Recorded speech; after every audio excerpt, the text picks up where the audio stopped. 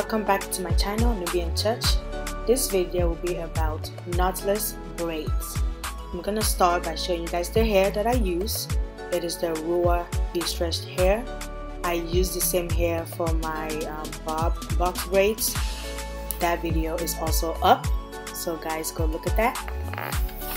So I'm back with the fine hair texture. So what I of course usually do is I comb out the hair, pack it up so I can get ready to cornrow. And again, I'm gonna be using the shine jam.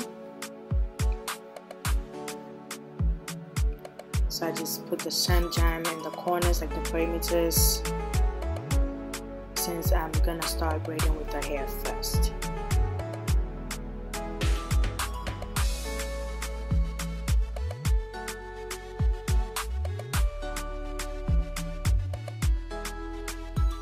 So this is going to be in a box shape. All of my individuals are 99% box.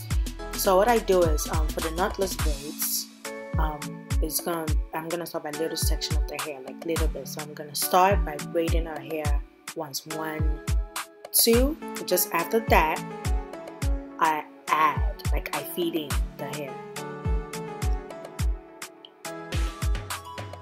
Now, if your hair is really short, you don't really have to do 1, 2. You can just do 1 and quickly add the hair. So, but since our hair is long and it's whippable, I'm doing 1, 2, and then I switch. Like after I make sure I switch the cornrows to my hands, I add in another feed in. So I do this 3 times before I braid out all through,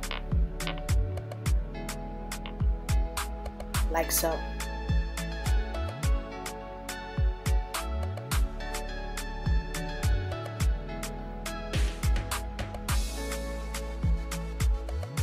So that's really what it is.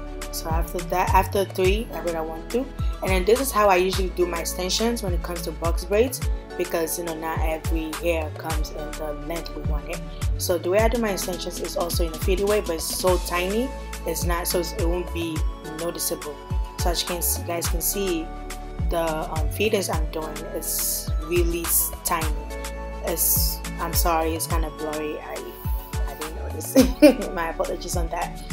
But after the additional feedings, then you braid it through. So as you can see, you can't really tell where I added the extra hair for the length. She's tall, so we're just doing a typical waist length. So yeah.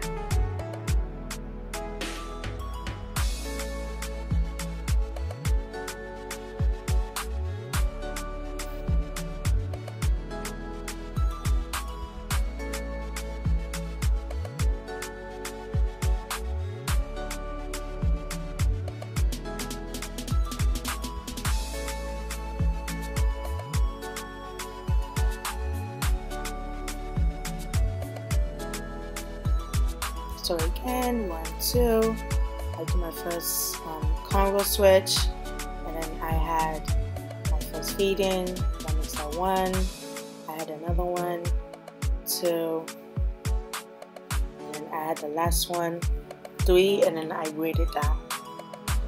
On some cases I do 4 if I feel like the hair is not thick enough, and that's like most likely if a client wants the thickness to be slightly like medium size-ish. So, and if I feel like after adding 3 is not thick enough, I make it 4. That's just me. But most cases it's 3.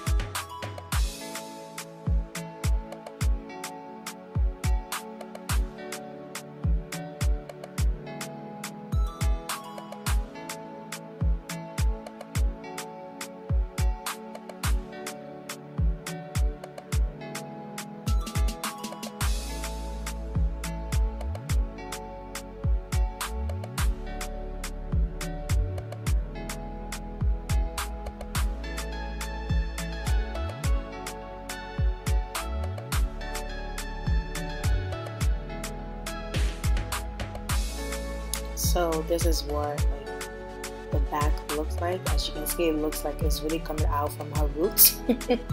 Knotless braids.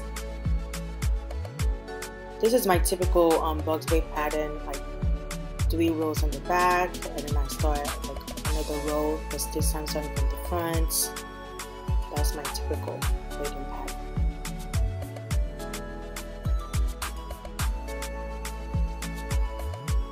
So it looks like a checkerboard. Yes, the checkerboard.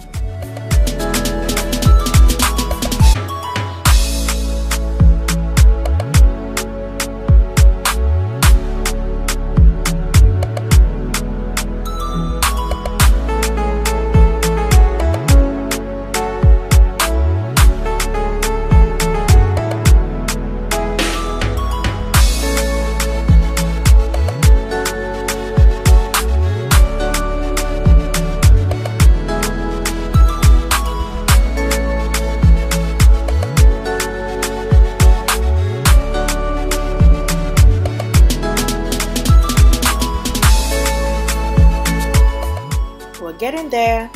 So right now this is what it looks like. As you guys can see, it looks so clean, so neat. Like, yes. Usually this is when I reach, like when I do my normal client's hair, this is when I reach my 2-hour mark, because it's about to be done and we're right there.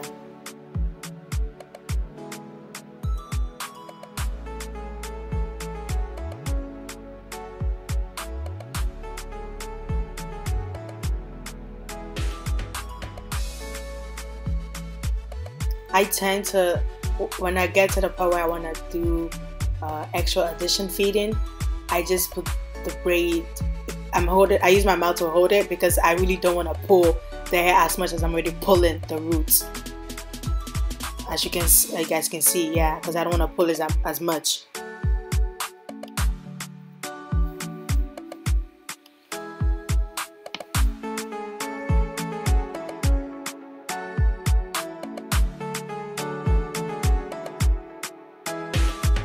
When Knotless Braids came out, I really didn't know what it was, and then I looked at it, I was like, oh, Knotless Braids, because majority of my box braids are already flat, so it looks knotless from afar, so hence why like I was kind of confused. But then seeing what it was, I was like, oh, okay, it just started with the hair and we're just doing feedings. So that's really what Knotless Braid is. You start off with the client's the actual natural hair, and then you do a feeding.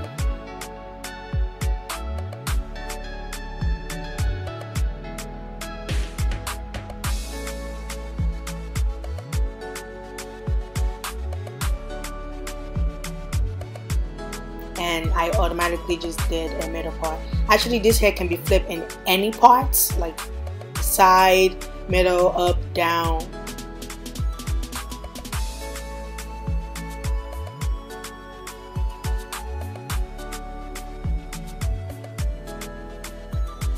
And voila, time for the hot water.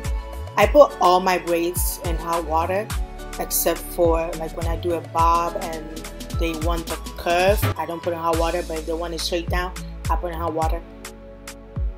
So the hot water technique just makes the braids look smoother compared to the ends looking rough or whatnot. And you guys really want to be careful with the hot water because it is hot and you don't want it to spill on the clients or on you. So you really want to be careful, like extra careful.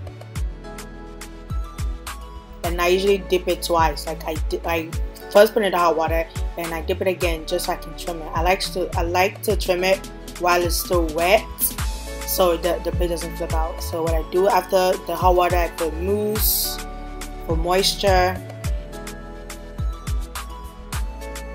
and then some ARGAN hairspray.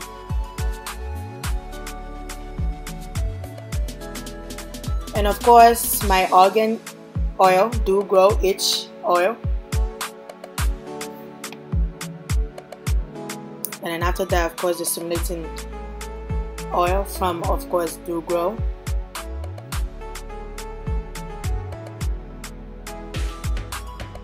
I really like to put oil on scalps, even on mine. Like it really helps, guys. It does. and we have the knotless braids. Thank you guys so much for watching once again. Do not forget to like, comment, and subscribe.